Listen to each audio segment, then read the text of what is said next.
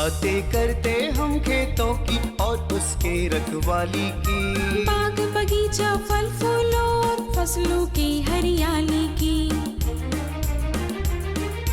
हम बीजों की बातें करते उत्तम जल संसाधन की, हम तकनीकी बातें करते फसलों के उत्पादन की। हर किसान का सपना सच हो जीवन सुखद बनाने को, गाँव-गाँव के हर आंगन का प्यारा सा ये दर्शन। कृषि दर्शन, कृषि दर्शन, कृषि दर्शन, कृषि दर्शन, कृषि दर्शन, कृषि दर्शन, कृषि दर्शन, कृषि दर्शन। खेत खलिहान हमारे सफल किसान कृषि दर्शन कार्यक्रम में आप सभी किसान भाई बहनों का तहे दिल से स्वागत है। रूपा भौजी का जोहार, नमस्कार। तो देर न करते हुए चलिए आपको लिए चलते हैं कृषि समाचार की ओर, जहां मिलेगी आपको कृषि से संबंधित ढेरों जानकारियाँ। नमस्कार, कृषि समाचार में आपका स्वागत है। मैं हूं प्रियंका। आइए देखते हैं आज कृषि समाचार में क्या है खास। मछली पालन के विकास के लिए चलाई जा रही है 4 योजनाएं। राज्य के किसान को टपक सिंचाई प्रणाली से जोड़ा जा रहा है। अदरक के बेहतर उत्पादन के लिए लगाएं उन्नत प्रभेद वर्धमान। अब समाचार विस्तार से। राज्य में मछली पालन को बढ़ावा देने के लिए 4 योजनाएं चलाई जा रही हैं। इनमें एक योजना के तहत नाव खरीदने के लिए 30,000 रुपए का अनुदान दिया जाएगा। दूसरी योजना में केज रिपेयर के लिए 25,000 रुपए का अनुदान ले सकते हैं। तीसरी योजना के तहत मोटरसाइकिल या मोपेड के साथ आइस बॉक्स या डीप फ्रीजर खरीदने के लिए 30,000 रुपए की प्रोत्साहन राशि पुरस्कार के तौर में दी जाएगी। जबकि चौथी योजना में महिलाओं को नए रंगीन मछली इकाई की पूरक सामग्री के लिए 20,000 रुपए दिए जाएंगे। इन योजनाओं से लाभ लेने के लिए जिला मत्स्य कार्यालय से संपर्क कर सकते हैं। राज्य में कम पानी से ज्यादा उपज लेने की नीति पर काम किया जा रहा है। इसके लिए राज्य के किसानों को बड़ी संख्या में टपक सिंचाई प्रणाली से जोड़ने का काम शुरू कर दिया गया है। शुरुआती दौर में 16,000 किसानों का पंजीकरण किया गया है। वर्तमान में 9 जिलों के 7,000 से अधिक किसान टपक सिंचाई प्रणाली का लाभ ले रहे हैं। पहले जो किसान साल में मात्र एक फसल की खेती कर पाते थे, वे अब टपक सिंचाई अपनाकर साल में 3 से 4 फसलों की खेती से कई गुना अधिक लाभ कमा रहे हैं। राज्य के जो किसान सब्जी फसलों की खेती के लिए बिचड़ा तैयार करना चाहते हैं, वे प्लास्टिक के ट्रे में बिचड़ा तैयार करें तो उन्हें ज़्यादा लाभ होगा। इससे बिचड़ा जल्द तैयार होगा, बीज की बचत होगी और सब्जी फसलों की बेमौसमी खेती भी कर सकते हैं। प्लास्टिक ट्रे में तैयार बिचड़ों की जड़ें अधिक स्वस्थ और सुरक्षित होती हैं, जिसमें रोपाई के समय धूप और बारिश सहने की क्षमता अधिक होती है। किसान भाइयों, जो भी जैसे हम बोले कि आप जो जिसका बिचड़ा उत्पादन करते हैं और लट्टीदार सब्जी का, उसका दोनों का बिचड़ा उत्पादन आप करें और प्लास्टिक के ट्रे में ही करें, जिससे क्या है कि आपको समय का बचत होगा। समय के साथ साथ जो बेमौसमी खेती भी आप कर सकते हैं, बीज का बचत होगा। और साथ साथ प्लास्टिक के ट्रे का सबसे बड़ा फ़ायदा क्या है कि जब हम रोपाई करते हैं तो परंपरागत ढंग से जब आप बिचड़ा तैयार करते थे तो उसमें जड़ टूट जाता है और उसको जब आप रोपाई करते हैं तो 8 से 10 दिन लगता है जड़ पकड़ने में। लेकिन जब हम प्लास्टिक के ट्रे का बिचड़ा को रोपाई करते हैं तो इसमें तेज़ बारिश और तेज़ धूप का दुष्प्रभाव जो है बिचड़ा पर नहीं पड़ता है, और उस दुष्प्रभाव को नहीं पड़ने के कारण जो है आपको 99% जो है पौधा रोपाई के बाद भी तेज़ बारिश और तेज़ धूप के बावजूद भी आपका पौधा नहीं मरता है। तो यह सबसे बड़ा फ़ायदा है और इसलिए जो है आप प्रो ट्रे में बिचड़ा उत्पादन करें। किसान भाइयों, आप अदरक की खेती करना चाहते हैं तो अभी से लेकर मई महीने तक फसल लगाने का काम कर सकते हैं। झारखंड में अदरक के बेहतर उत्पादन के लिए उन्नत प्रभेद वर्धमान, सुरुचि, सुरभि या सुप्रभा लगाएं। अदरक की बुआई में 18 से 20 किलोग्राम बीज प्रति हेक्टेयर की दर से लगाएं। बुआई में कतारों के बीच 40 सेंटीमीटर और पौधों के बीच 10 सेंटीमीटर की दूरी रखें। बीज के लिए 1 से 2 आंख वाले गांठ का चुनाव करें। अदरक से ज्यादा उत्पादन के लिए उन्नत प्रभेद वर्धमान, सुरुचि, सुरभि या सुप्रभा लगाएं। इसकी उत्पादन क्षमता 25 से 30 टन प्रति हेक्टेयर है। अभी कई गर्मा फसलों की खेती का काम चल रहा है। इस मौसम में विभिन्न फसलों की बुआई और खेत में खाद डालने के लिए कृषि उपकरण, फर्टिलाइजर कम शीट ब्रॉडकास्टर का उपयोग कर सकते हैं। इसकी कार्यक्षमता 2 एकड़ प्रतिदिन है। आज हम जानेंगे बैगन फसल में माहो, माइट और फल छेदक कीटों के रोकथाम के उपाय के बारे में। बैगन फसल में पत्तियों से रस चूसने वाले कीट माहो और माइट के रोकथाम के लिए नीम निर्मित दवा 5% 2 से 3 बार फसल पर छिड़काव करें। इससे फल छेदक कीट भी नहीं लगेंगे। फल छेदक कीटों के रोकथाम के लिए 2% नीम के तेल से बने घोल का भी छिड़काव कर सकते हैं। यदि पत्तियों से रस चूसने वाले कीटों का प्रकोप ज्यादा हो तो इमिडाक्लोप्रिड दवा 150 मिलीलीटर प्रति हेक्टेयर की दर से छिड़काव करें। और अब एक नजर राज्य के 5 प्रमुख शहरों के मौसम के मिजाज पर। आज राज्य के 5 प्रमुख नगरों के अधिकतम और न्यूनतम तापमान कुछ इस प्रकार दर्ज किए गए। रांची का अधिकतम तापमान 38 डिग्री सेल्सियस और न्यूनतम 22 डिग्री सेल्सियस। जमशेदपुर का अधिकतम तापमान 40 डिग्री सेल्सियस और न्यूनतम 25 डिग्री सेल्सियस। मेदिनीनगर का अधिकतम तापमान 39 डिग्री सेल्सियस और न्यूनतम 24 डिग्री सेल्सियस। देवघर का अधिकतम तापमान 41 डिग्री सेल्सियस और न्यूनतम 24 डिग्री सेल्सियस। धनबाद का अधिकतम तापमान 39 डिग्री सेल्सियस और न्यूनतम 24 डिग्री सेल्सियस रहा।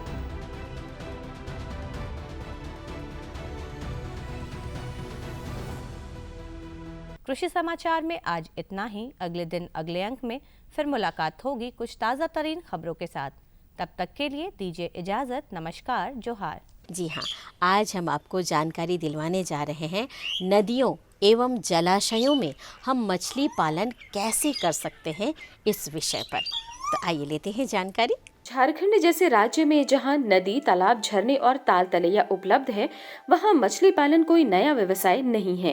क्योंकि झारखंड का बड़ा हिस्सा पठारी क्षेत्र है, इसलिए बरसात के मौसम में यहां मछली पालन आसानी से किया जाता है। काफ़ी प्राचीन कालों से ये रीति, ये प्रथा हमारे यहाँ चलते आ रहा है और हमारे झारखंड क्षेत्र के लिए तो काफ़ी प्राचीन ही है, काफ़ी प्रचलित है नदी अथवा जलाशय में मछली पालन करना।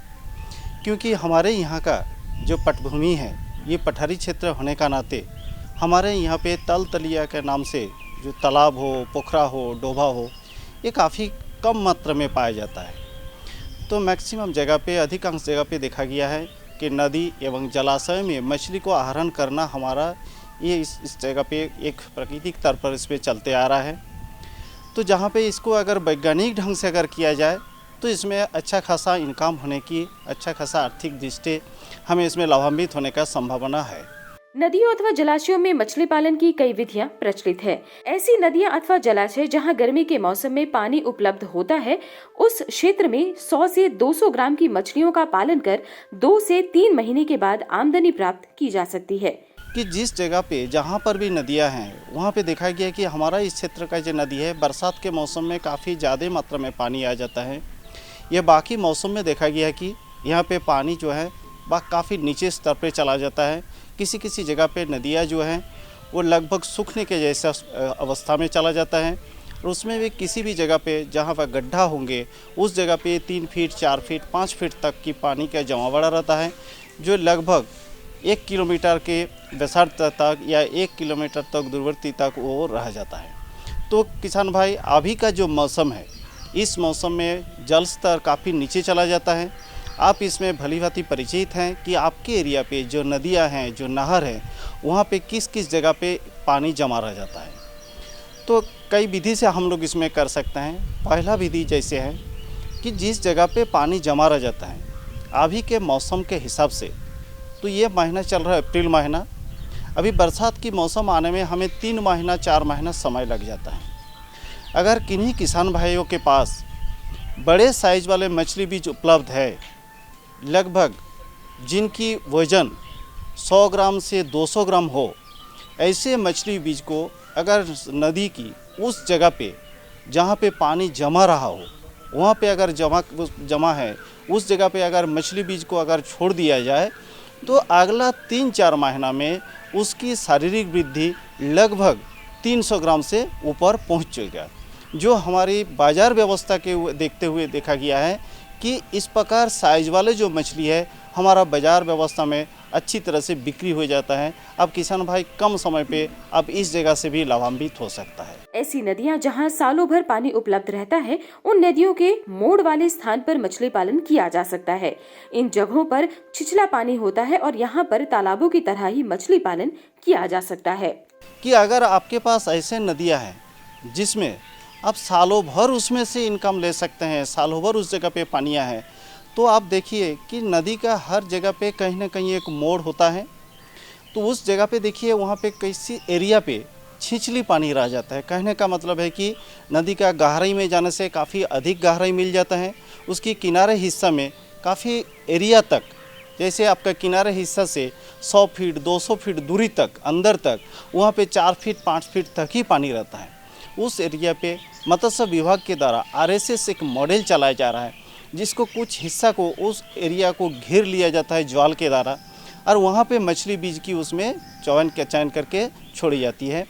तो वहाँ पे अपने जैसे ताल तलिया में तालाब में मछली पालन करते हैं, सेम तरीके से मछली की लालन पालन जो विधि है, जो उसमें भोजन देने की जो विधि है, उसको पालन करने की जो विधि है, उस तरीके से वहाँ पे आप मछली पालन कर सकते हैं। जलाशयों में मछली पालन का एक लोकप्रिय विधि है cage culture. Jharkhand cage culture की दृष्टि से देश का अग्रणी राज्य है।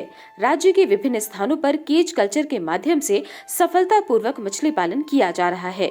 इस विधि से खेती करने के लिए जलाशयों में विभिन्न आकार के केज का उपयोग किया जाता है। लगभग पिछले 7-8 सालों से इस कल्चर से हमारे यहाँ पे मछली पालन शुरू किया गया है, और झारखंड क्षेत्र पूरे भारतवर्ष में सबसे प्रसिद्ध होकर निकला है कि हमारे यहाँ पे केज कल्चर के द्वारा जो मछली की जो प्रोडक्शन है या उत्पादन क्षमता है बाकी प्रदेश की अपेक्षा में काफ़ी अधिक है। तो ये पेन कल्चर, केज कल्चर और RSS मॉडल, ये तीनों तरीके से हम जलाशय में या नदियों में मछली पालन कर सकते हैं। तो इसके लिए जो समय है, खास तौर पर इसकी जो विधिवत जो व्यवस्था अपनाया जाता है, ये अप्रैल माह से लेकर के जून महीना के अंदर में विधिवत तौर पर इसको तैयारी कर लिया जाता है। बाकी समय केवल मात्र इसको कल्चर करना होगा, उसमें देखना होगा और समय समय पर मछली को इसमें निकासी करना है। मछली पालन एक अच्छा व्यवसाय है। प्रधानमंत्री मत्स्य संपदा योजना के तहत मछली पालन को प्रोत्साहित करने के लिए मछली पालकों को विभिन्न प्रकार की तकनीकी और आर्थिक सुविधाएं प्रदान की जा रही हैं। मत्स्य पालन इन योजनाओं का लाभ उठाकर नदियों एवं जलाशयों में सफलतापूर्वक मछली पालन कर सकते हैं। अगली जानकारी है गर्मा मक्का की खेती व प्रभेद के चुनाव के बारे में। तो ले लेते हैं फटाफट जानकारी। मक्का विश्व की एक प्रमुख खाद्यान्न फसल है। मक्का की खेती मुख्य रूप से खरीफ के मौसम में की जाती है, परंतु सिंचाई की उपयुक्त व्यवस्था रहने पर इस समय भी मक्का की गर्मा फसल ली जा सकती है। किसान भाई, इसका मक्के की जो लगाने का समय है ये आपका अप्रैल महीना स्टार्ट हो जाता है। इस महीने में आप खेत को अच्छी तरह से गहरी जुताई करके उसको एक बार करें, जिससे कि मिट्टी जो है बढ़िया ढंग से मिल जाए, और उसको फिर उसके बाद पाटा लगा करके इसको भुरभुरी करें जो है, और यह जो है 2 बार कल्टीवेटर चला करके पाटा चला देंगे तो बहुत अच्छा हो जाएगा। अगर साथ में संभव हो तो वहाँ पर आप लगभग 100 कुंटल गोबर की सड़ी हुई खाद उसमें मिला देंगे तो बहुत ही अच्छा रहेगा। तो आप प्रयास करें कि हम गोबर की सड़ी हुई खाद को जो है खेत की तैयारी करते समय मिलाएं, और खेत को समतल करेंगे, उसको पाटा चला करके मिट्टी को भुरभुरा कर देंगे, और फिर उसके बाद हम खेत में लगाने के लिए जो अच्छी प्रभेद है उसका चुनाव करेंगे। भुट्टा एवं दानों के लिए उगाई जाने वाली प्रमुख कंपोजिट, संकुल, संकर तथा विशिष्ट प्रकार की मक्का की अनेक किस्में हैं। कृषि वैज्ञानिक झारखंड के लिए शक्तिमान 1, शक्तिमान 2 तथा SHM जैसी संकर किस्मों को लगाने की अनुशंसा करते हैं। तो आजकल 2 तरह के प्रभेद को लगाने का प्रयास किया जाता है, एक हाइब्रिड और दूसरा कंपोजिट। तो हाइब्रिड में जैसे है आपका शक्तिमान 1, शक्तिमान 2 और SHM 2, ये जो है आपकी हाइब्रिड वेराइटी है। ये जो शक्तिमान 1 है यह आपका जो है लगभग सफ़ेद रंग का होता है और 45 से 50 कुंटल उपज प्राप्त होता है। दूसरा शक्तिमान 2, यह जो है पीले रंग का होता है और इसमें उपज 45 से 50 कुंटल होने की संभावना रहती है। और दूसरा SHM-2, ये भी पीले रंग का होता है। इसमें उपज जो है लगभग 65 से 70 कुंटल प्राप्त होता है। और हाइब्रिड के साथ साथ लोग कंपोजिट भी लगाते हैं, संकुल मक्का जिसको बोलते हैं, जिसको एक बार लगाने के बाद 2-3 साल तक चलाया जा सकता है। यह कंपोजिट में जैसे आपका सीवान लगाते हैं और देवास लगाते हैं, तो ये सीवान जो है आपका पीले रंग का होता है, लगभग 40 से 45 कुंटल प्राप्त होता है। और देवकी जो है आपका सफ़ेद रंग का होता है, यह लगभग आपको 40 से 45 कुंटल उपज प्राप्त होता है। मक्का में कवक अथवा कीड़ों का आक्रमण होता है। इसके लिए कृषि वैज्ञानिकों की अनुशंसा के अनुरूप बीजोपचार अवश्य करें। बीजोपचार के साथ साथ फसल में फास्फोरस और पोटाश के समुचित उपयोग के लिए PSB कल्चर का भी उपयोग करें। जब भी मक्का लगाएं तो प्रयास करें कि आप जो है कोई भी फंगिसाइड उस पे लगाने से आपको बहुत से फंगस की बीमारियां रहती हैं, वह जो है नष्ट हो जाती हैं। तो बाज़ार में आपको जैसे बेबिस्टीन है, डाइथेन 45 है, अन्य दवाइयाँ भी पहले जो आती थी और अभी भी अच्छी दवाइयाँ आ रही हैं, इससे 1 किलो बीज में 2 ग्राम उपचारित करें। अन्यथा आप जो है बीज संजीवनी बना करके बढ़िया ढंग से उसको से भी उपचारित कर सकते हैं, ये फंगस को रोकने के लिए। और जो आप जो है चाहें तो उसमें जैसे एस्टोबैक्टर, एजोस्पेरलम नाइट्रोजन फिक्सेशन के लिए बहुत बढ़िया रहेगा। और ये PSB फास्फोसॉल्विंग बैक्टीरिया, इसको जो है गुड़ और पानी में मिला करके गर्म करके उसके ऊपर एक लेयर लगा देंगे, तो जिससे क्या होता है कि उसमें चिपचिपा पकड़ लेगा।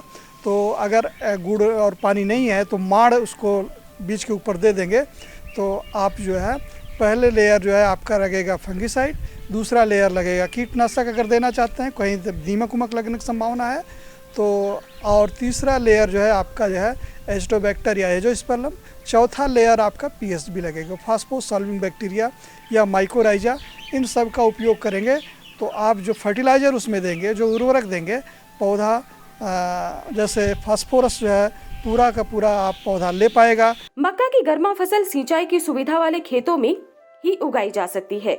10 दिनों के अंतराल में सिंचाई अवश्य दें तथा आवश्यकता अनुसार निकाई गुड़ाई अवश्य करें। किसान भाई ध्यान रखें कि जब गर्मा मक्का लगा रहे हैं तो आपके पास सिंचाई का भरपूर प्रबंध रहना चाहिए।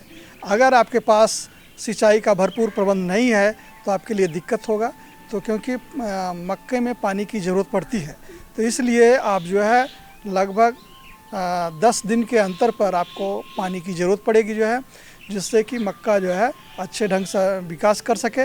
और उसका निकाई गुड़ाई करना बहुत ज़रूरी है। निकाई गुड़ाई करने के साथ साथ मिट्टी चढ़ाना भी बहुत ज़रूरी होता है, तभी मक्के का बढ़िया ढंग से विकास हो पाता है। और आप हमेशा ध्यान रखेंगे कि जब आपका मक्का निकाई गुड़ाई हो जाएगा, मिट्टी चढ़ जाएगा, घुटने तो इंतज़ार करें घुटने तक के लिए, फिर उसके बाद उसमें कीटनाशक फ्यूराडान भी दे सकते हैं। अन्यथा आप चाहें तो करंज की खली या नीम की खली का चूरा बना करके आप जो है उसके गाभा में थोड़ा थोड़ा दे देंगे, तो वहाँ पर कीड़े आने की संभावना कम रहेगा। और एक चीज़, अगर ऑर्गेनिक माध्यम से जाना चाहते हैं तो 10 परनी 10 तरह के पत्ते जो जानवर नहीं खाते हैं, जैसे अकवन है, थेथर है, अलग अलग तरह के हैं, उसको ला करके टुकड़ा टुकड़ा काट लेना है। एक हिस्सा ये और 4 से 5 हिस्सा जानवर का मूत्र में 10 दिन तक इसको सड़ाना है, फिर छान करके उसको छिड़काव मारेंगे। मक्का की खेती से अधिक आमदनी प्राप्त करने के लिए संकर तथा संकुल किस्मों के साथ साथ स्वीट कॉर्न की भी खेती कर सकते हैं। इसके लिए कृषि वैज्ञानिक माधुरी, प्रिया एवं HSC जैसी किस्मों की अनुशंसा करते हैं। जानकारी और उचित प्रबंधन के साथ गर्मा मक्का की खेती कर अच्छी आमदनी प्राप्त की जा सकती है। तो अच्छी थी ना जानकारियाँ हमारे पास और भी है, बस आप जानकारियाँ लेते रहिए और लाभ भी उठाते रहिए उन पर अमल करके।